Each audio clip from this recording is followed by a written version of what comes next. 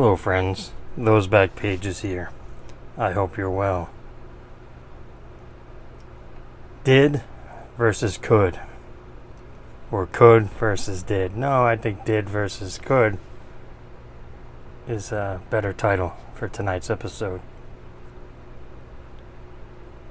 Let me start by saying you see the 3 packs of hockey cards there in front of you. Last month I received a text from my father, who happened to be at a flea market type of place, and they had a box of loose packs of 1990 Topps, as you see there. And he told, hey, they're 3 for $5. You want any? I said, yeah, get me 3.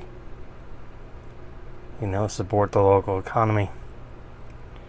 Obviously, those packs are not the value, the assigned value is not 3 for $5. But that's not the point. Been thinking about a lot of things lately. That's one of them. Packs, boxes, breaks, however you want to look at it. I still do not understand personally the phenomenon of people breaking product for other people on the internet. I just don't understand that. If you want to open a box of new whatever it is, buy it yourself and open it. That's the way I look. I don't understand not to get graphic or anything, but watching someone open your product on the internet, it's kind of like, you watching someone, do something to your significant other and pay them for it. But it is what it is, right? I just, I don't understand. Group breaks, I kind of understand. If you're a team collector and you can buy into that team and get out of that product the team that you collect or the player or whatnot, that makes a little bit more sense. Still not, but it does. But the personal break thing, I just don't understand. I guess it's just part of the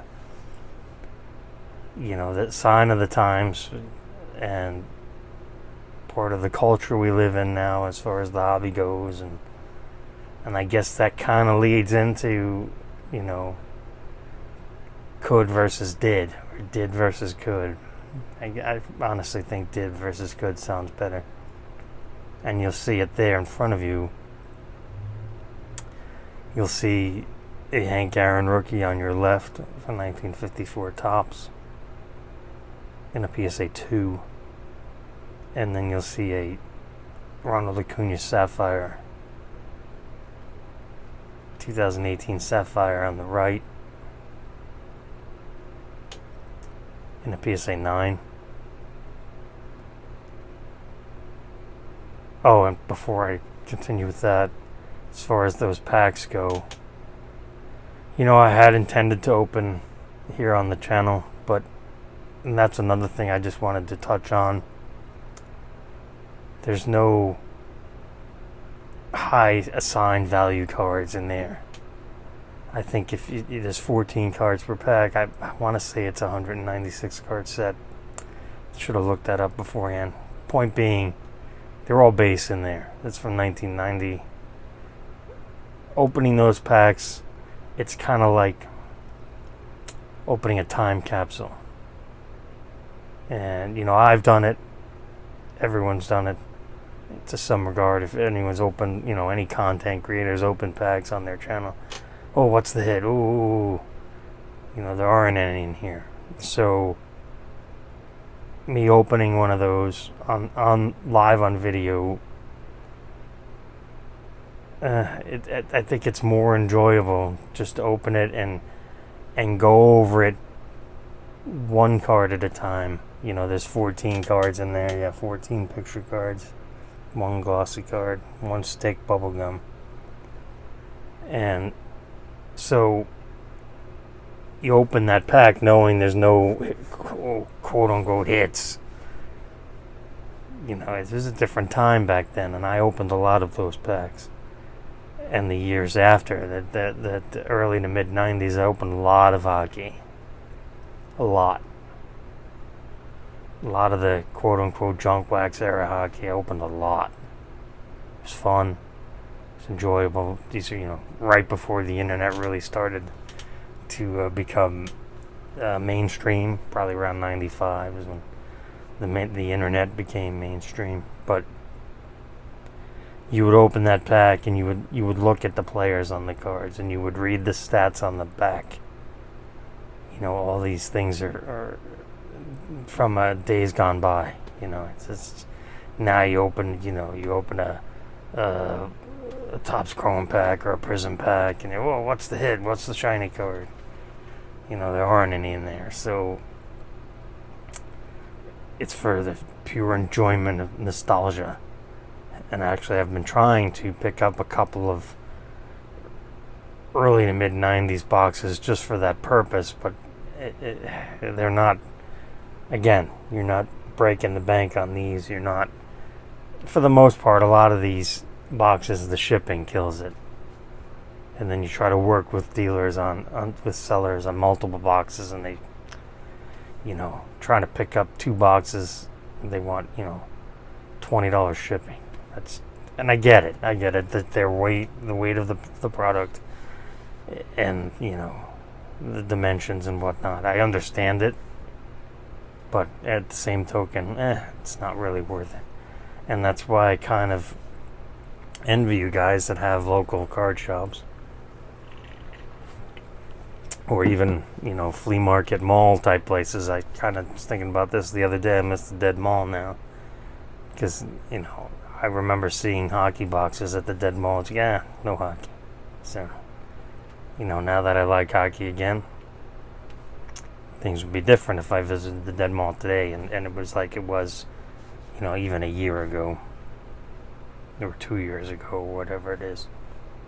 Especially, pre-new age of the hobby. So, the preface of tonight's episode, did versus could. You see the Aaron there and the Acuna there, and they're pretty much the same price as far as assigned value. And I see it a lot on social media. The two groups of people disparage each other. Like, why would you collect dead guys? Why would you collect players that 99% of the time are going to fail? And it is what it is. It's just that I've always said collect whatever you want. Obviously that's a no-brainer. Collect both. Is Acuna going to go on to be like Hank Aaron? Probably not. I see a lot of people say, I never saw Hank Aaron play, so I have no interest. Okay. I can understand that. But at the same time, the nature of collecting is just... I get it. I don't necessarily agree with it. That, people want to collect the players they saw or see play. I get that to an extent. I do too.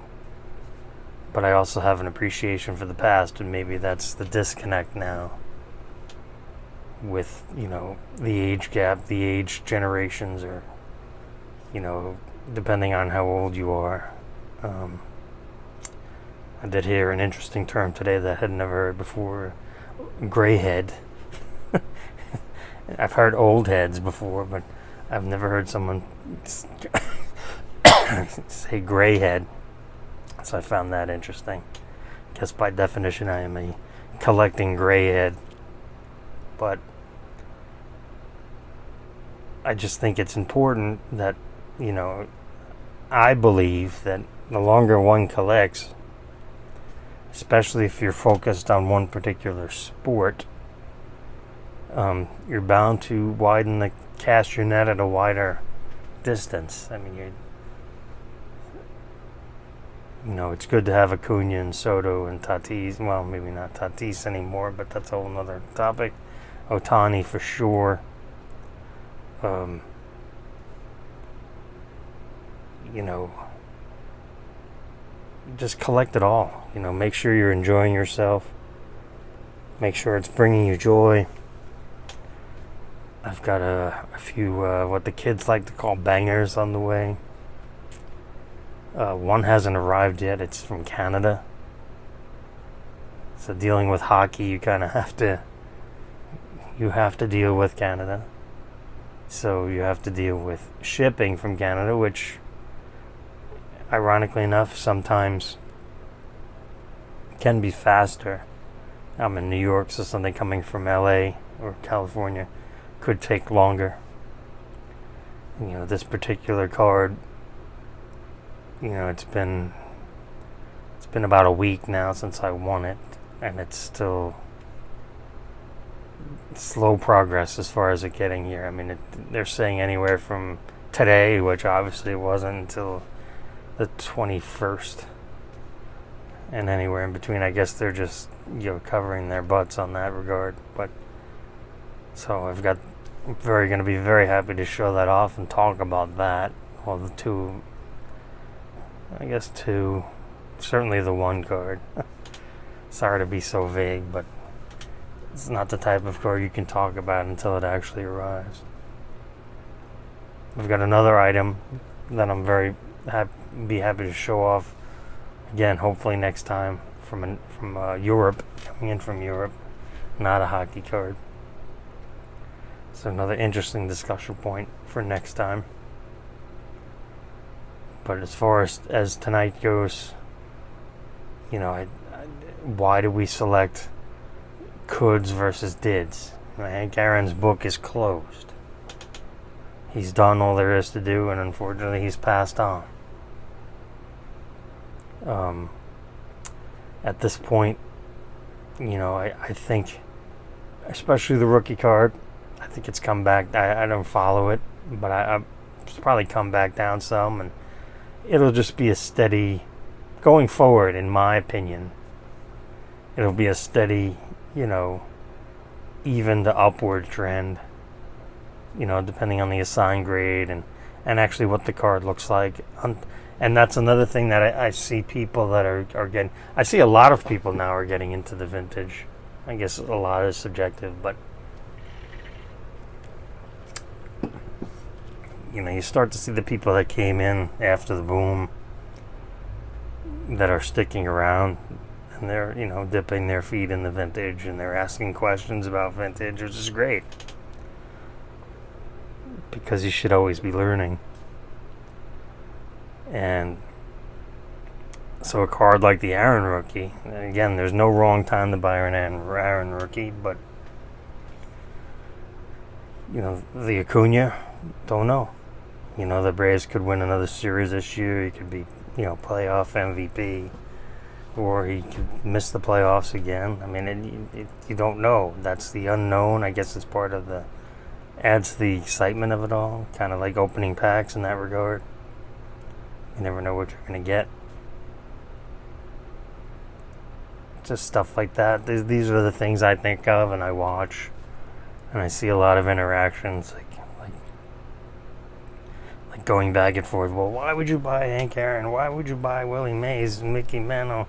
I never saw them play. But then the other side says, well, why would you buy Acuna? Why would you buy Vlad Jr.? You know, why would you buy Wander Franco? You know, why would you buy these guys? They're probably not going to make it. You know, heck, depending on where you stand and what you read, Mike Trout is washed up and a scrub now, according to some, at 31 years old. So, you know, and then a lot of that comes off as like, well, I didn't buy Trout cards, so F him. A lot of us did. A lot of us told you to buy them, to collect them. You know, especially the update. You know, I'm fortunate enough to have an update, and I paid $50 for it. When it was $150, you say, yeah, this is not a bad. Whoa, I'm not going to pay $150 for that, for a base card. $200? What are you, crazy? Why would anyone pay $300 for a Topps base card in a PSA 10? 500? Are you crazy? And here we are.